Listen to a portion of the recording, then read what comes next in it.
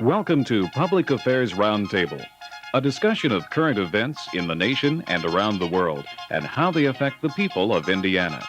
Here's your moderator, Larry Lough. Picking a president of these United States is not an easy process, you might have noticed. If you're under the impression that the next campaign starts as soon as the last one ends, you're not too far wrong.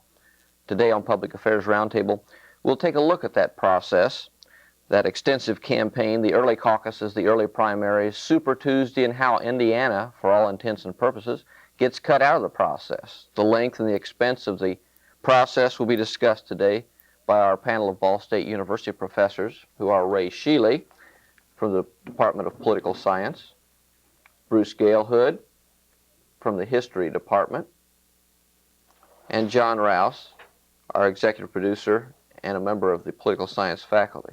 John, is this any way to nominate candidates for president, or is this, do we call this democracy in action? That's a very good question, Larry. We are a republic, but we are also a democracy, so our form of government is a republic. In the last 25 years, I would say that our system has become much more democratic. So the question is, how democratic does the system become? 30 years ago, there was a lot more emphasis upon political parties and the selection process by people who were very active in the political process as far as political party leaders. This has changed. So the question is, how democratic does our Republican system become? And secondly, how effective is it in this way? We've really evolved into this system, haven't we? Something of a race to see who is the most influential. It used to be New Hampshire was the first big one, but this process has really gotten to something of a competitive nature, hasn't it? Certainly has, Larry. I think it's a major factor here as we look at certainly the evolution of the presidential campaign since at least 1960 has to be television and the role of media. We see now that there is not only the process of politics, but there's also the business of politics. And you have media advisors, and you have pollsters, and you have a variety of different sorts of ways of conducting campaigns, which I think ultimately wind up being geared toward media. And the candidates, obviously, with the importance of media, want to be able to have this advantage, or get an advantage over their opponents, and consequently political parties and political processes at the local level try to take advantage of that, because they know, for example, in Iowa back in 1976, that a way for that particular state to get an advantage would be to have caucuses in advance of the New Hampshire primary. Now we know we have state caucuses in Michigan and in various other places which even precede the Iowa caucuses. So there's always this desire on the part of so we say the people who are going to choose delegates who are going to nominate presidents to take advantage of this explosion, I think, caused by the media in terms of the way presidential candidates will be selected. Do we need some reform of this system? Does it work, Ray? I think we're going to shake it down this year to some extent, Larry. Back in 1960, in the Kennedy-Nixon race for president, about a dozen states had primaries. This year we're going to have 38 states holding primaries. This relates back to what John was saying in terms of the democracy, that is, people wanting a chance to vote in their respective states for president. So more and more states have added the presidential race onto their primary ballot. And the way we're going to shake it down this year, I think, is in the big, what we call Super Tuesday. This is coming up in March, and it's all of the southern states getting together, holding the primary on the same day.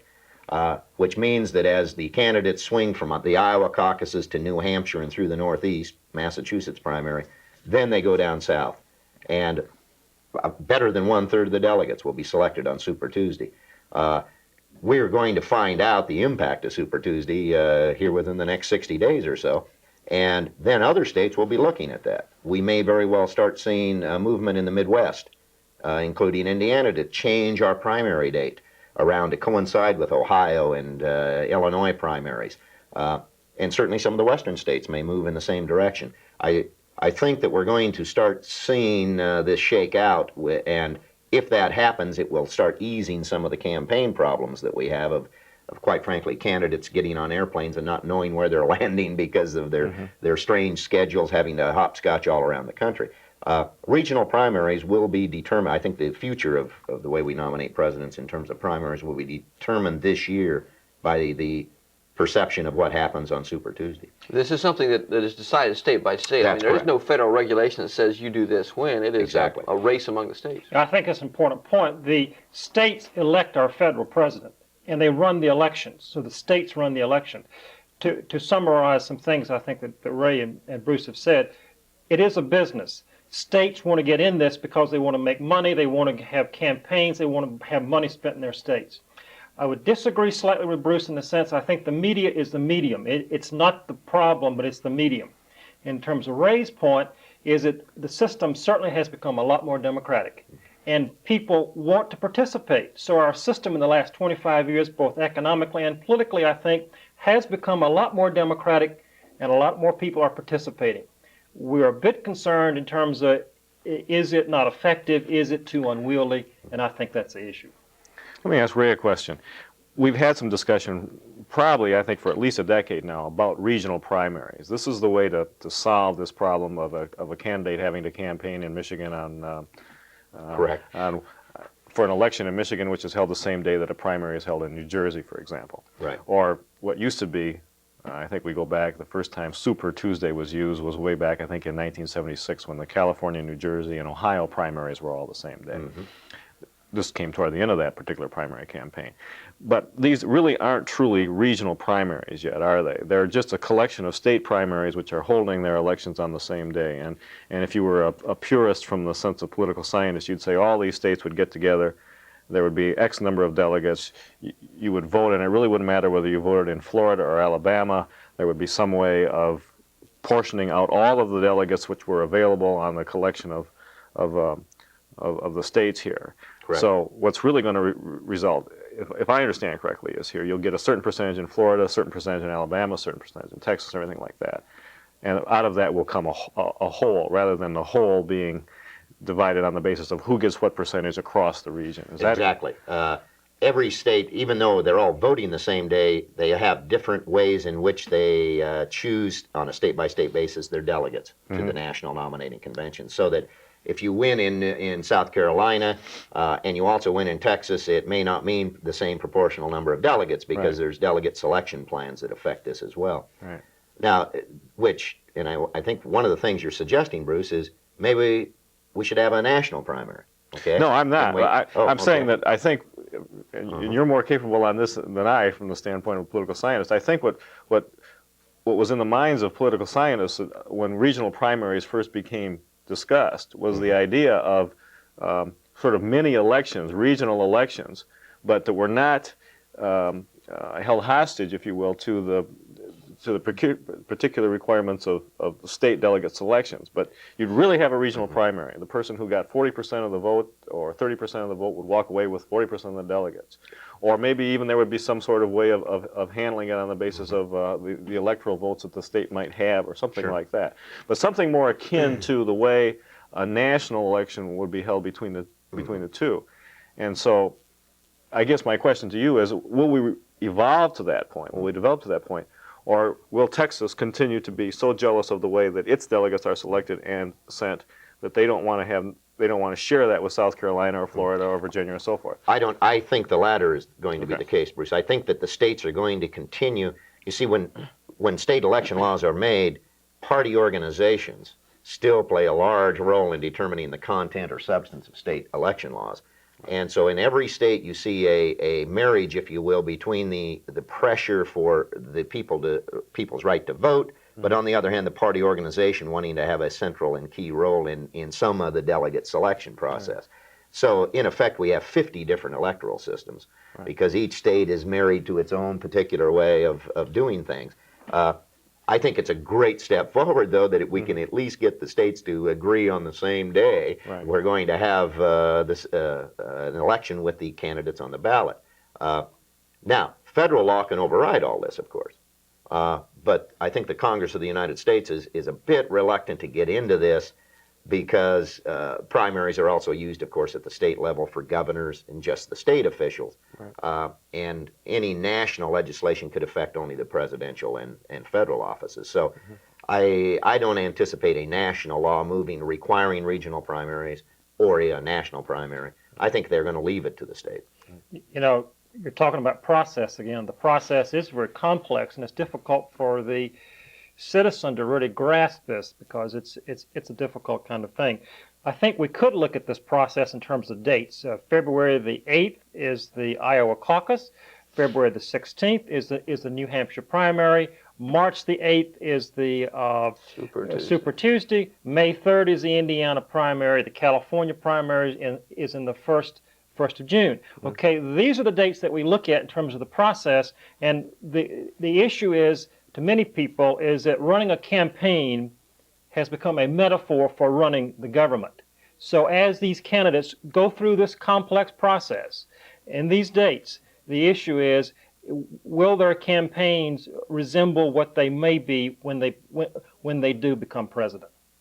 They probably won't expend as much money as president as they will in their campaign. It's become a terribly expensive process, hasn't it? Particularly as the campaign has gone on. I mean, how long have some of these candidates been involved in their campaigns? I think we talked about medium, we talked about increasing voter participation, we talked about rivalries between states as far as how delegates are selected and what their role is going to be in terms of the selection of the candidate. But that's another major factor in the development of the process, I think, is the quasi-federal financing of presidential campaigns. I think with matching funds available to these candidates who can qualify on the basis of the number of contributions they have to have of $25 or less and all that and going on, that's changed things to a tremendous extent. I think it's made it possible, and this has its advantages and disadvantages, it's made it possible for people who normally would not be presidential candidates because they would lack the resources, simply the fundraising resources and mechanisms to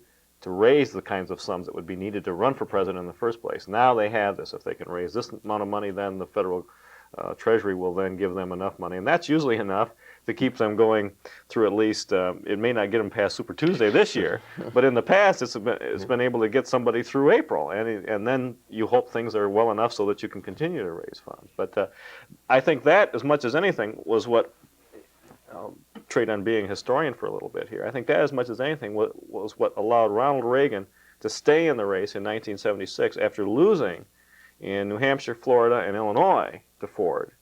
And it allowed Carter to take advantage in the fall campaign because of the limits that were set on that, to defeat Ford because Ford had limits as an incumbent upon which he could spend. And prior to that, an incumbent president could raise, as much money as he could, and would have a tremendous advantage, as Nixon did over McGovern in '72, over these sorts of things. So I think federal financing, Ray obviously would have some comments on this too, federal financing of campaigns is another very recent development.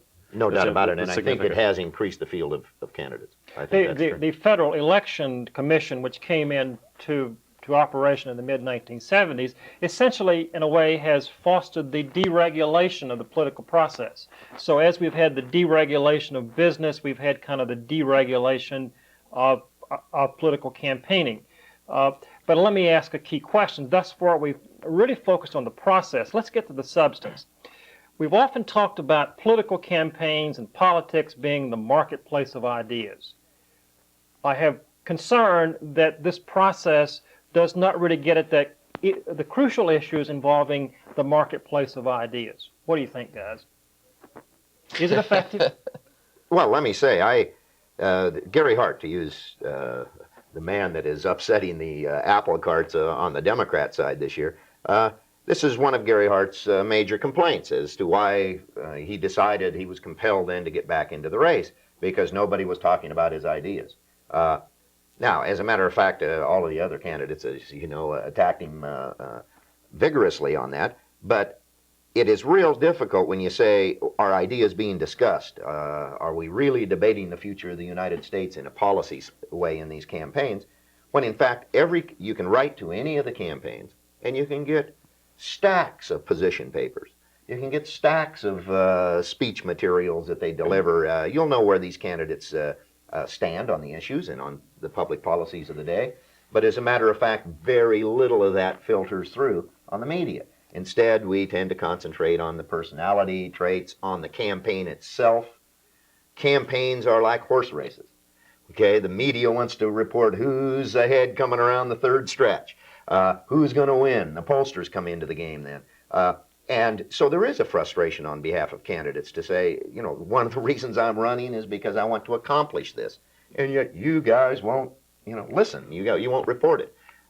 It's available, though. On the other end, though, the positions of candidates aren't all that different from, I mean, everybody's still for God and mother and apple pie, and if you have some different approach to the budget, unless it's really revolutionary, unless it's a Kemp-Roth proposal that I'm going to cut taxes by a third, that it really doesn't capture the attention, the imagination of the media, or really the voters.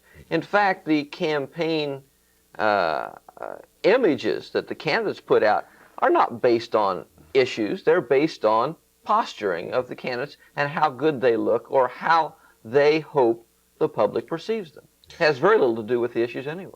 It's interesting when we talk about ideas, because ideas, novel political ideas that have an impact, don't appear, at least in my opinion, don't appear every 4 years. It took the Democrats 8 years of the Eisenhower administration and more or less being in exile, in my opinion, to come up with essentially Walter Heller's concept of the new economics, whereby you would go for a planned deficit as a way of spurring economic growth, which would then increase your tax revenues and so forth. And that eventually led to the Kennedy tax cuts of 62, 63, Kennedy-Johnson 62, 63, 64. 8 years that idea was in hatching because it wouldn't just play in the conservative time of the 1950s. While the Republicans were out of power between 76 and 80, that's when you have the germination, if you will, of the supply side economics and Arthur Laffer and what was done in California with Proposition 13 in 1978 and how Reagan campaigned on all of that 20 years after the fact. But in the meantime, I think you had a relative period of consensus, at least on economic policy. We try to keep the budget as close to possible as being in balance. We stimulate in times of recession and so forth. But when Hart can talk about ideas, and other candidates can do that too. But really, I think novel ideas that have a political impact they just don't come along that often. Well, let me ask Bruce, since your area is history, going back to 1960, is the system? Do you believe the system's any more open to new ideas today than it was, say, in '64 or '60 or '68 or '76 or whatever? Well, you'd have to agree, and I think I'm just parroting what Ray said earlier. I think the ideas can be expressed, but again, you have to be able to have a candidate that can express them with some degree of conviction and be believed, and then rally support for that idea. We don't. Larry's concept's a good one. I think to a certain extent, even on Democrat, Republican, whatever, right now, the main candidates, the mainstream candidates of both the parties, are talking about cutting the deficit. Where they may disagree is on means, and that's when you get into refinements of political ideas, and that's where voters tend to get a little bit confused, and politicians tend to get a little bit skittish about prescribing too much for fear that it'll work against them. So you have a rather, I think, in this particular campaign, a rather narrow margin for error as to what you can propose and what you can prescribe, and have it be accepted. Let me ask a question on this marketplace of ideas for a moment. You'll remember Walter Mondale, when he received the Democratic nomination 4 years ago, said that if I'm elected president, I'm going to raise taxes. Now, we have the highest budget deficits in the history of the country on a year-to-year basis here. There is only one candidate amongst both sides, Republicans and Democrats, that says what Mondale said in '84. If I'm elected, I'm going to raise taxes. Now, others are out here on the fringes saying, well, if we do this and this, we can raise a little bit more money, but they're not really getting into the heart of the matter, which is this country, for what we spend, is undertaxed. Okay? We simply don't pay enough taxes, and it's now starting to hurt us dramatically in international markets with our allies. It's going to threaten the world economy. Now, why in the marketplace of ideas can't we get any of these people to stand up and face the facts of tax increase? Isn't it because it's not a good image to have during a campaign as the guy who's going to raise your taxes? Are people still ho-humming the deficit? I mean, doesn't the public just really say, well, so what? It's not hurting us domestically, and yet we take our public opinion polls, and the people it's on their mind. They know we're spending too much money. They know that we're borrowing too much. They know they're using their Visa and MasterCard too much, too, but that obviously the consumer debt still goes up. Mm-hmm. Why aren't, in the marketplace of ideas, back to my question, why aren't the candidates addressing it? I mean, it seems to me that is the major public policy issue that the next president's going to have to deal with. Well, it gets back to the kind of government. The democracy does not discipline us. When someone gets into trouble, it's like the front page of Time magazine during Watergate. They were all pointing to somebody else. The whole philosophy of democracy does not focus upon hierarchy and responsibility. It focuses upon everybody's opinion. Well, and Mondale's statement was viewed as a blunder. Well, I think what you're getting into is that there's really not, and in my position, there's not a lot of truth out there. That Oliver Wendell Holmes said the best test of truth is the power of thought to get itself accepted in the competition of the market. John Milton said, let truth and falsehood grapple, whoever knew truth put to worst in a free and open encounter. But I guess the question is, are these candidates really being truthful with themselves? Maybe your point, that yes, we need a tax hike and we need it desperately if we're going to cut into this deficit. Sure, we can cut some spending, but folks, we really need a tax cut. But is truth really out there, or are we getting just images that these candidates want us to have of what kind of president they would be, when in fact they're ignoring the truth of what the issues are? I think that right now I would agree totally with what you said, Larry. Although it's still early in the presidential campaign, one of the candidates on the Democrat side that supposedly will do well in Iowa, Paul Simon, is right now under a lot of pressure to define how he will raise the revenue to pay for his programs that he's already articulated. Mm-hmm. I see just in the last 72 hours or so, he's now talking about a tax surcharge on the rich, okay, the higher income people. So I think in timing this, we're going to start seeing some of the candidates have to answer some of these questions as we get closer to the Iowa caucuses and Super Tuesday and the Indiana primary. So we might see a little more articulation, but right now it's very frustrating. A little more truth even. Yes, that's right. Speaking of the Indiana primary, is this whole thing going to be over by the 3rd of May? What do we have to look forward to as Hoosiers voters in the primary? When was the last time John, Indiana had any influence in nominating a candidate? 1968, Wallace? Well, I don't know. I wasn't in the state at the time, but I'm looking back on 1968. As I remember, 1968, Robert Kennedy won a primary here, and that was considered a major step forward for him, winning a Midwestern state, et cetera, with a kind of a cosmopolitan point of view. But I'm glad you asked the question. And at the same time, I don't think we really know the answer, because the one imponderable in this, in my opinion, is what happens on Super Tuesday, on March 8th. And we have so many candidates on the Democratic side. It looks like the Republican side is starting to narrow a little bit, but there's so many candidates on the Democratic side that, and normally if you had that many primaries, somebody would emerge with a significant number of delegates and a lot of momentum. It's possible that it could, my opinion again, it's possible that they could be so fractionalized as a result of that the situation could be even more confusing. That's just speculation on this point, because I don't really think we know this time. Back in 1984, it seemed like Mondale was the clear front runner. Hart tripped him up in New Hampshire, so it became a horse race.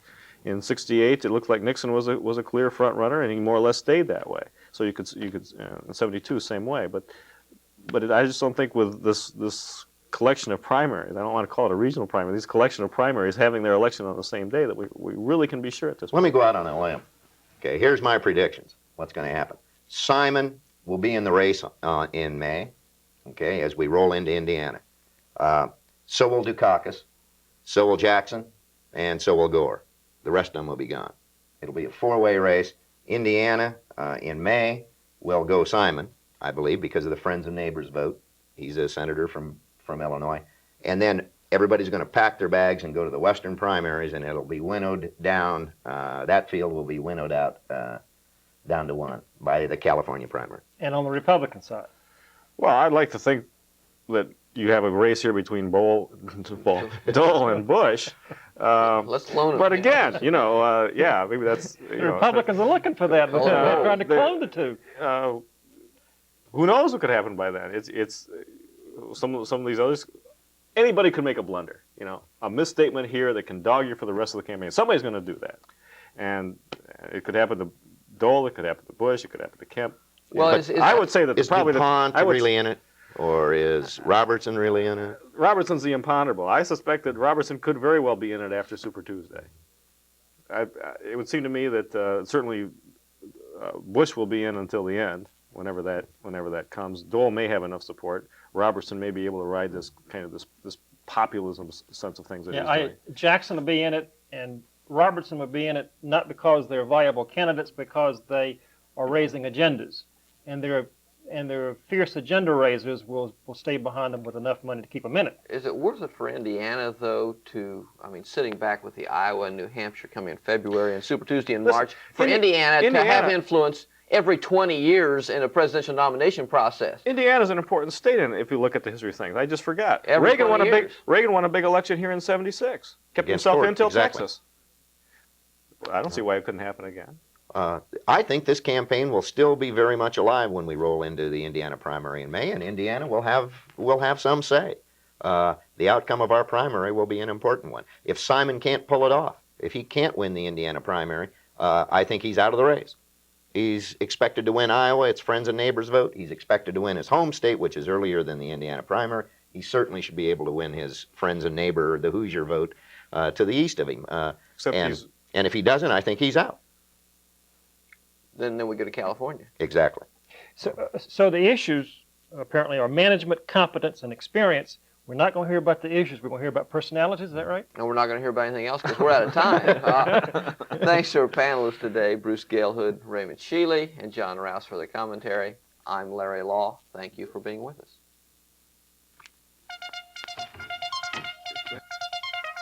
If you have comments regarding this program, please address them to John Rouse, Box 149, Muncie, Indiana, 47305. The producer for Public Affairs Roundtable is John Rouse. Associate producers are Mike Seaborg, Bill Mosier, Nancy Carlson, and Steve Johnson. This program is a production of University Media Services and the Department of Political Science. Facilities and funding are provided by University Media Services on the campus of Ball State University in Muncie, Indiana.